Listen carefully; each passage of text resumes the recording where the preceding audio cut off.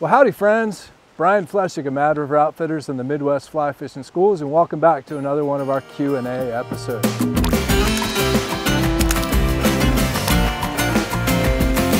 That's like butter. If I'm not mistaken, this is our first ever outdoor Q&A. And you know, we were just getting a little tired of the studio, and it's just so good to be out here. Beautiful time of year here in Ohio. So good to be out here, and a couple of our questions today required a little bit of water, so we thought we'd do it right here on the back of my Tacoma tailgate. So let's jump right in, although first and foremost, as always friends, we appreciate you being here. We really appreciate it. Without you all, we wouldn't exist. And as always, send your questions to admin@madriveroutfitters.com, or better yet, pick up the phone and give us a call. But if you do send us a question via email, first and foremost, they're all answered. But if we do pick your question here for the YouTube channel, we will send you out a free hat and a fly box. So thanks as always. Be sure to subscribe, hit that like button, and send those questions over to admin@madriveroutfitters.com. Once again, we cannot get to them. No way we can get to them in the comments here on YouTube. So all questions over to our email or call us. So anyway, let's jump right in. First question is hold on. Way to go, Brian. Did you hear that? First question comes to us from Greg Frisina, and Greg is coming at us from Aurora, Colorado. And Greg says, "Hi Brian, I really appreciate all your vids. They're helpful and produced well. My question today is about how you might swap different fly lines when you're out fishing the same location. For example, a floating to a sink tip. I understand that I can and probably will do 95% of everything with a floating line, but just out of curiosity, if I'm trying to get really technical or specific, is it as simple as carrying two different reels or two differently rigged rods that I can switch between? Or is there some other option I'm not considering? Thanks again for all that you do." Well, Greg, good question, and this is actually one that we get quite a bit via email, phones, and in the shop. But the first part, you say that I understand that I can and probably will do 95% of everything with a floating line. That is something that I have said in the past, but it was part of our beginner series. And as a beginner, I kind of said 95% of what you do will probably be with a floating line. But I think as you progress in the sport, especially depending on what you're doing, if you're contact fly fishing, okay, streamer fishing, bass fishing, pike muskie fishing, as you grow, I think you're going to wind up fishing a lot of sinking and sink tip lines. In fact, with what I do, I probably fish sinking lines probably 70–80% of the time. The only time I fish a dry line is if I'm fishing a popper for bass, or I'm fishing dry flies or nymphs for trout, which by the way is non-contact fly fishing.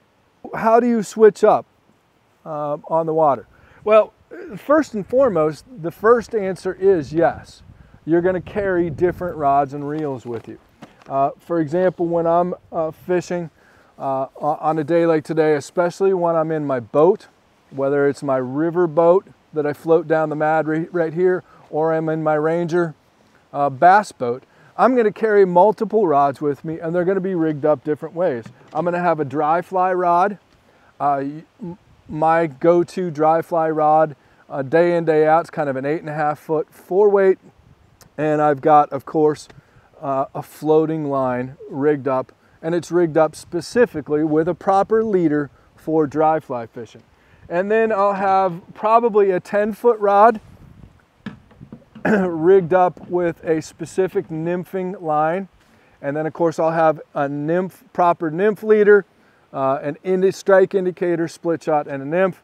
And I'll typically have that rod rigged up and ready to go. And then of course for streamer fishing, I almost always fish sink tip or sinking fly lines.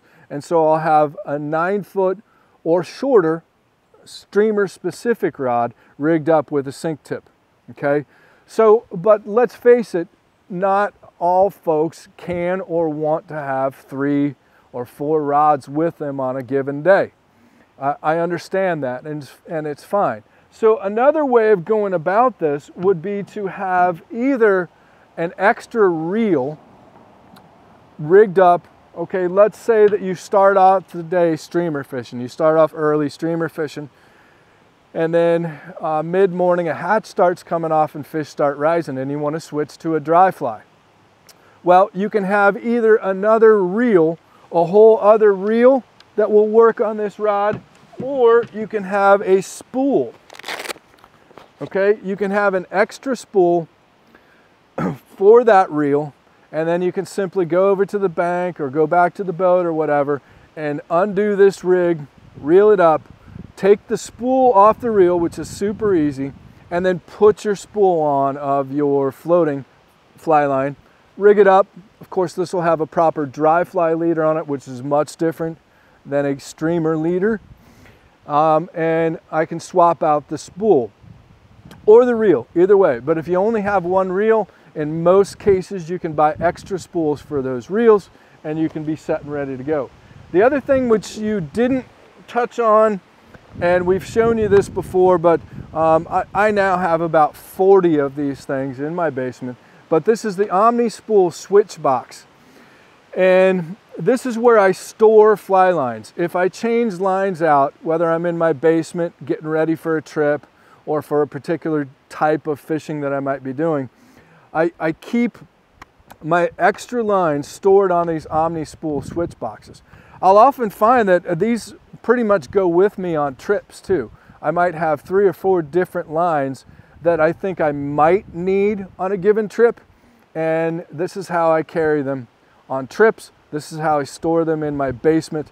And you could, if you only have one reel and no spool, it's going to be a little more labor intensive, but you could swap out that streamer line, spool it onto one of these OmniSpools, and then pull off your nymph line or your floating dry fly line and spool it onto that reel. It's going to take you a few minutes on the bank, but it's not hard to do. And if you stay tuned, we've got a video coming on exactly how we do that with a Bimini loop and a loop system in the back of your fly line. So, I mean, the optimal situation is to have multiple different rigs with you, but if you're on foot, that's going to be a pain. So carrying an extra reel, extra spool, and if that doesn't work, then you can have these OmniSpools and you can have extra lines with you so you can swap them out. And it is smart because you know, the same line and the same leader aren't going to work for all 3 different techniques, so it does pay to have some different rigs for different applications. So there you go, Greg. We appreciate it. We'll send you out a hat and a fly box, and stay tuned and stay in touch. We really appreciate you. All right, next up, Nicholas Massey.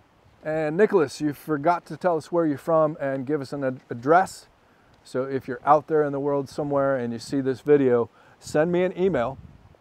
You know where, admin@madriveroutfitters.com, and get us your address and such, and we'll send you out that hat and fly box. But hey Brian, I love the videos that y'all are making about fly fishing. Fly fishing has been one of the closest ways that I have bonded with my dad and started to connect with my brother-in-law through fly fishing. Well, that's great to hear, Nicholas, and that's one of the great parts about fly fishing. Same way for me and my dad, my uncle, and heck, all of the folks that I get the pleasure of fishing with. It is really truly a bonding event. But your videos have helped me teach them new ideas and new things. My question for you is this: I've learned a lot about mending your line, and I've watched some videos but still really haven't gotten the hang of it. I was hoping you could help me understand how to mend and when to mend my line. Well, Nicholas, you know what? I think it's best we go to the water, but let me draw this on the marker board really quick. And basically, I think it's important to understand why you mend a line, okay? And let's say that this is a stream, and the stream is flowing this direction, okay? And your current speed, and you're standing over here, and you're trying to deliver a fly over here. Well, there's going to be a ton of different, maybe a million, maybe a billion, maybe a trillion different speeds of current between you and the target. And if you lay your line out perfectly straight, okay, and we're going to assume that the current speed is faster in the middle than it is over here at the target, well then immediately as soon as that fly hits the water, the current's going to grab your fly line, create what's called a belly, and it's going to drag your fly. And if you're fishing a dry fly, or if you're fishing a nymph, this is of critical importance. So you're going to use a mend to take that line and you're going to flip it so that it's upstream of the fly. Or in the case of a dry fly, it would be a dry fly. In the case of your strike indicator, nymph fishing, this would be your strike indicator. Okay, so you mend such that the line, and in many cases the butt section of the leader, is going to be upstream of the fly, and thus allowing the fly to drift more naturally. So it just buys you time, it buys you dead drift, and prevents the current from dragging that line. Now let's say in the event that the current speed was slower here and faster here, well, that would be a reverse mend, that would be a downstream mend. Okay, if it's faster here and slower here, you're going to mend upstream. If it's faster along the outside edge and slower in here, you would mend downstream for the same reason, to prevent that line from getting caught up in a different current speed than where your fly is. Okay, so let's go to the water and let's take a look at what this looks like, and I'll also tell you how to do it. Okay, so before we look at the how do you mend, let's take a look at why you mend. Okay, here in this situation, between me and the current, or me and the target, is a variety of different current speeds. And if I lay my cast out perfectly straight, within 2 seconds right there, the current grabbed my fly line and it started to pull the fly unnaturally. For the most part, okay, the object with most dry flies, most of the time, is for them to be dead drifting along the surface. Again, non-contact fly fishing, as if the fly was not attached to your leader, okay? Don't get me wrong, there are certain situations where skating a dry fly, making it move or skate on the surface, especially when you're fishing caddis flies, can be important. But if you're trying to get a dead drift, okay, again, visualize that the current speed in my target zone is slower than the current between me and the target zone. So as soon as I lay out a perfectly straight cast, right there in less than 2 seconds, in fact it was 1.73 seconds, that current grabbed my fly line and it pulled the fly out of the target zone, okay? Usually what I'm trying to do is land a dry fly a foot or two above a fish and float into his line of vision or his cone of vision and float straight down in as a bug normally would if it was floating on the surface. So mending is what we do to combat that drag, okay? And so mending, I'm going to take that, we'll call it the belly, which is basically what it is. We'll take that belly of the fly line, and as soon as everything hits, I'm going to flip that belly upstream.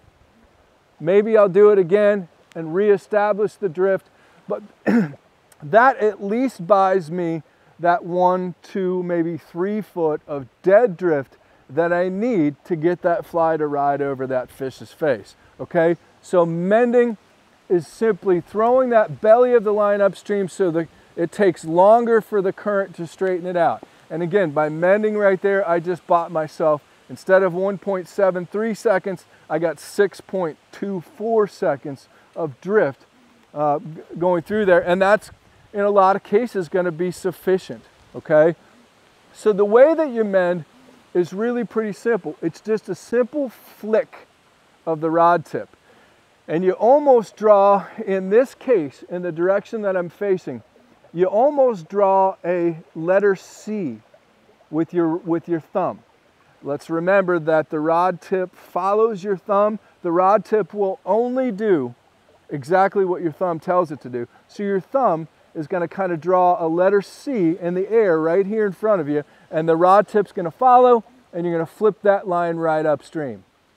Now the object, I was a little aggressive on that one. The object here is to do it without moving the fly too much, okay? That's really the goal. And this applies to a nymph drift as well. I can't imagine making a nymph drift where I'm not mending. In fact, on many occasions, when you're making a nymph drift, you might be mending almost constantly through the drift. But there was a good one right there where I didn't move the fly much at all, if any. Mend, get the fly in position, maybe mend again, and I bought myself enough drag-free drift right there to hopefully hook that fish that I'm targeting or get the fly to float over the spot that I'm targeting, okay?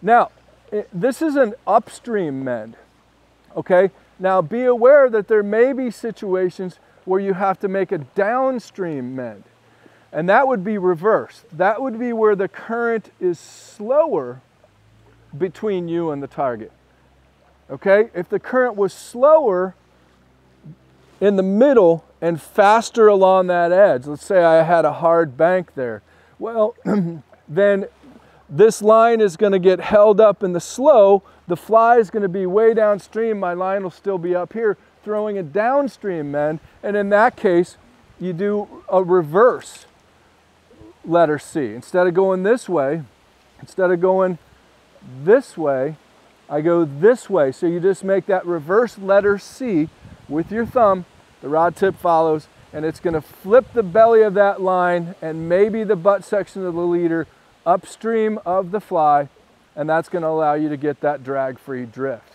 okay?